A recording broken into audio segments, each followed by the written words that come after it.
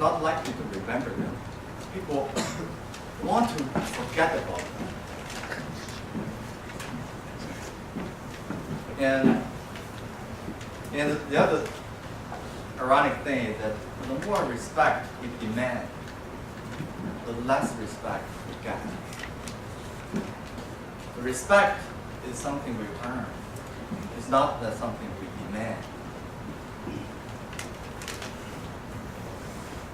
You see, the servanthood comes from this sense of security, that we have dignity and value, that independent of what we do. You may do some service here and there, and we don't have the security and identity to always do it. And so the servanthood that Jesus was talking about in this verse is not external, it's internal. So in management world, the research has revealed, I talked about this in a couple of places, including Tim's group and here as well.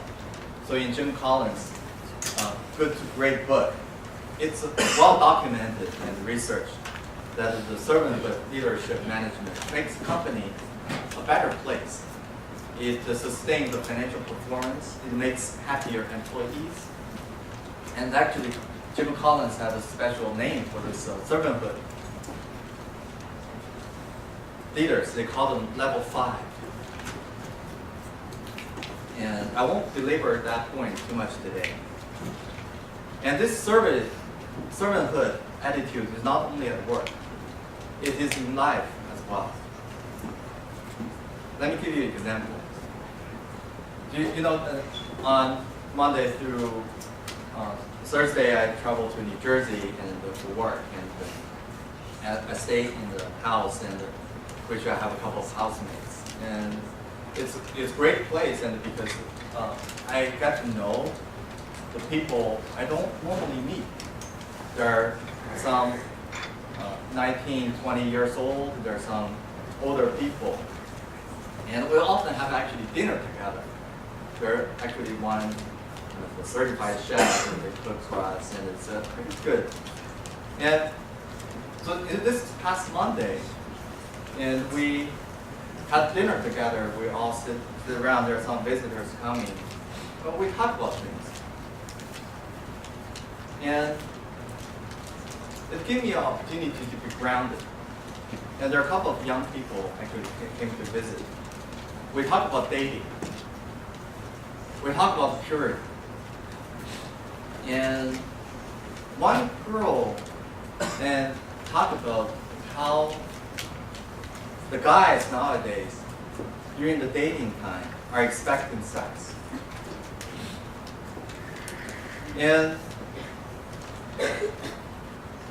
so when you truly think about this, if you truly love somebody, if you really love the guy, this is a message for guys. If you really love the girl, you want to serve the girl and respect the girl. Serving the girl, meaning not exploiting her physically. But it's not current culture. In college, they were talking about, a girl was telling me, at least among the population she hang out with,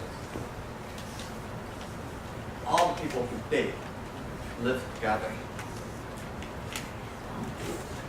This is a fallen world with this toxic culture. And people don't serve each other. People don't respect each other. People exploit each other. Manifested by that relationship during dating. I also hear guys complaining, right? It's not only girls. Guys also complaining. So the guys were saying that girls nowadays, and use guys' credit cards just like their own. And here's the message for the girls too. Girls, if you love the guy, you want to serve the guy, and not support the guy, not exploiting him materially. You see, we live in this world is dying, and the culture is toxic, and then especially for the young people.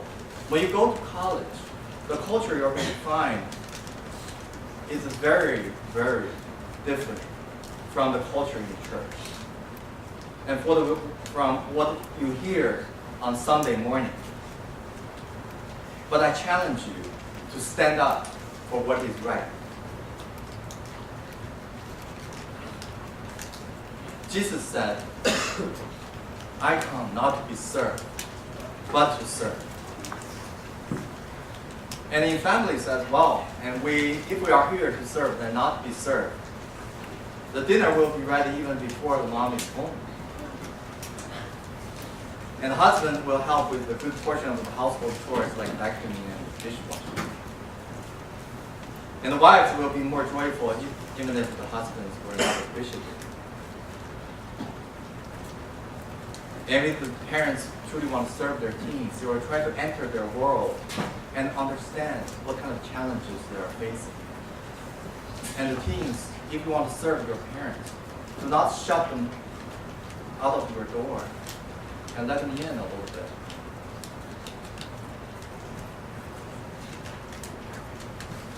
And this church is amazing, and I'm very, very proud of this congregation. And we start to serve the community. We start to really have a heart for service. And we challenge everybody to participate. The value we carry is not how much we are served. The value we carry is how much we serve, we can give. You know, a funeral can say a lot of things about a person who was alive. And here's a picture of a firefighter funeral. And this firefighter was in Texas, and he fell, basically, he died at the line of duty. And you see that a lot of people in the funeral service, he served. That's why people remember him. You wanted to have a funeral like this? I do. And unless you know how you want to die, I don't think we know how to live. I want to have a funeral like this. To have a funeral like this, we need to serve. When Jesus came, he came to serve, not to be served. That's why he's remembered throughout the history. The calendar is marked by his birth.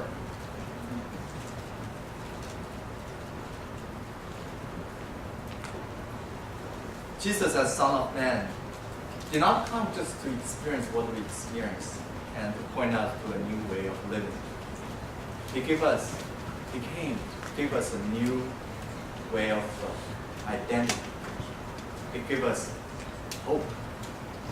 And this hope came through 100% sacrifice.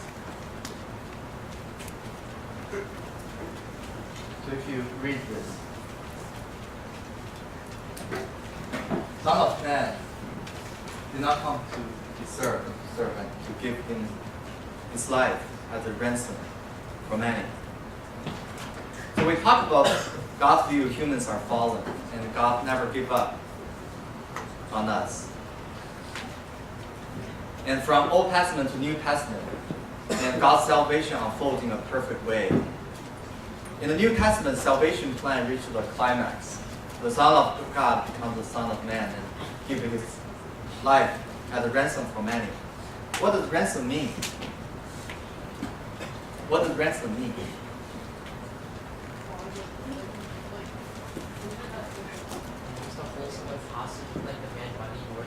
Exactly. That's the money you give to people to get the hostage out. Exactly.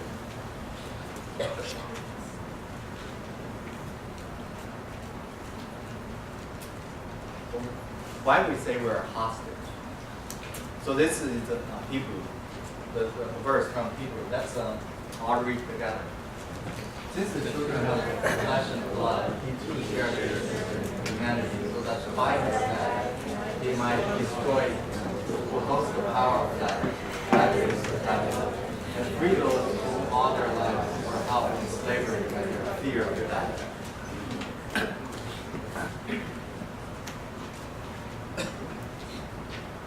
We humans are hostage to the fear of death.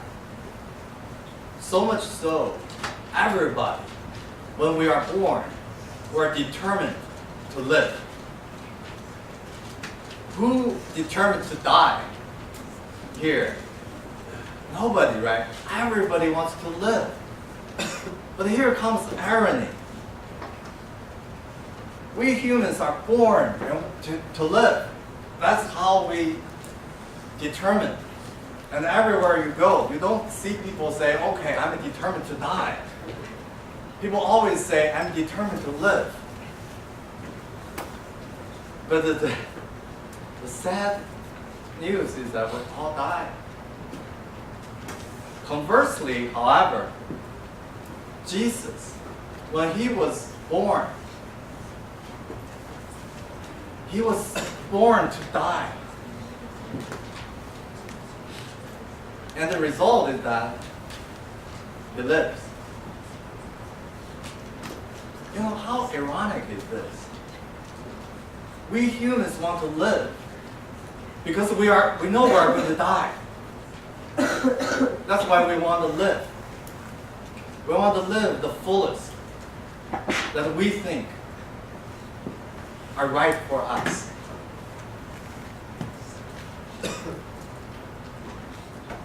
It's really a spiritual mystery how Jesus' death and resurrection scattered to pieces the bondage of death in the spiritual world.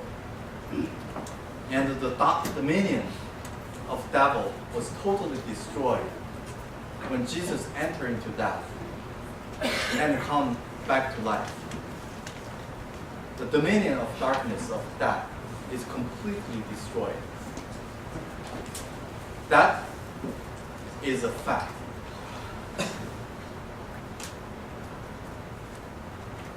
And we live this life in the fear of death. And we fear when we die that the significance of our life may disappear. So we try to do something significant so that people can remember us. But when Jesus came, he said, don't do that. You're already significant enough because I bought you out of that. We were slaves, but we are free. And this guy, we all need to know because he's a Marylander. How many of you know this guy? Yeah.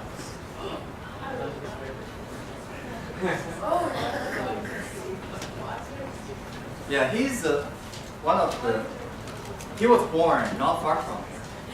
He's the Marylander, in between here and somewhere in Baltimore. And he was born on east shore of Maryland. And he was a slave. It's only 200 years ago. And he was a slave. And then he earned his freemanship by serving a ship hawker. So that I think there's some builders of a ship. They hawk the ship at that time. And then he became a free man. And guess what he did after he became a free man?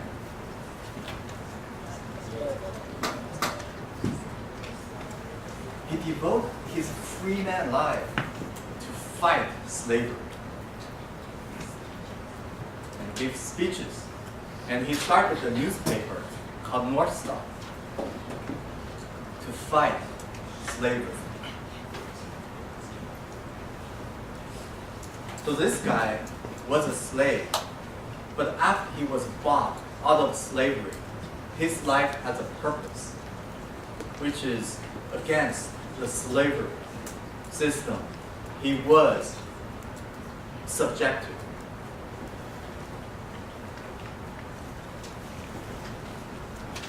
Before, we were not free.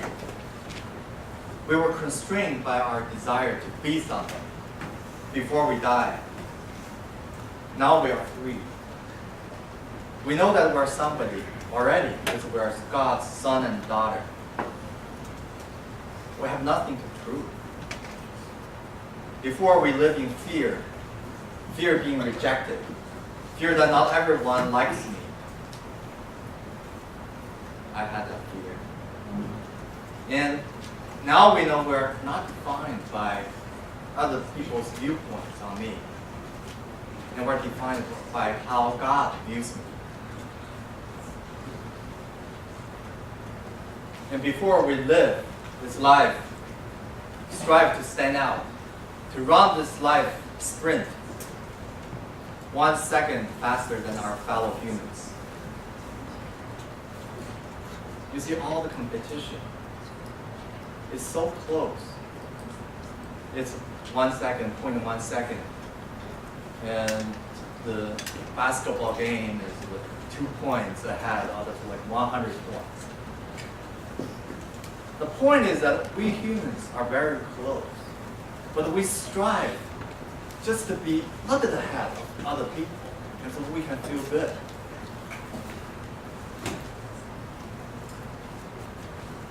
And God, Christ comes to this world saying, you don't have to do that anymore.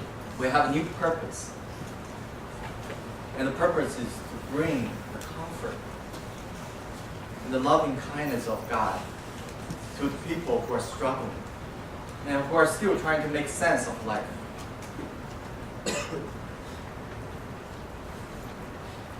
And when we gain this status that overcomes the death, we need to have a new purpose.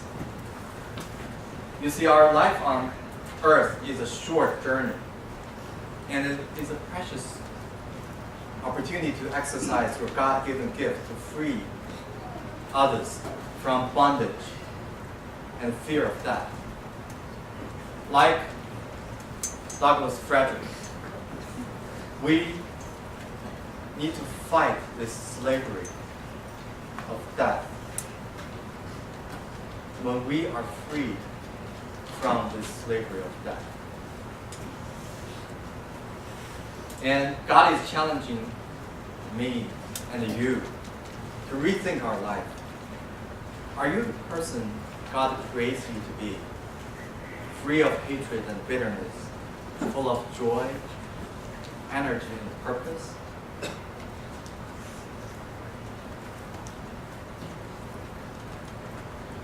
Christ willingly come to this world as Son of Man. His name reinforced the dignity of human beings. His servanthood approach points to a new way of living for significance and influence. And his sacrifice gives us new purpose of life. Are you ready to live this new way of life? And let's respond by singing one of the songs again. And the worship team will come up and will really manifest the word of the lyrics. And so the lyrics goes like, he departs from his throne, come to this world. The debt he paid is not his own. He came to ransom us.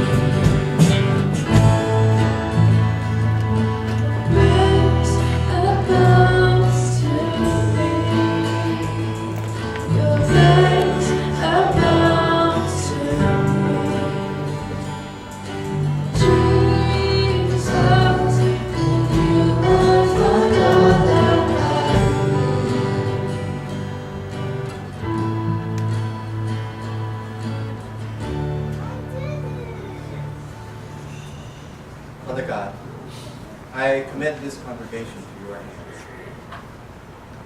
This is your people that you redeemed with Christ's precious blood. And you have paid our debt so that we are no longer hold slavery and bondage by the power of death. And Lord, come to every one of us and come into our hearts so that we can have a new purpose of our life and have the courage to be the light and salt and to be the ambassador of Christ. In Jesus' name, amen. Please be seated.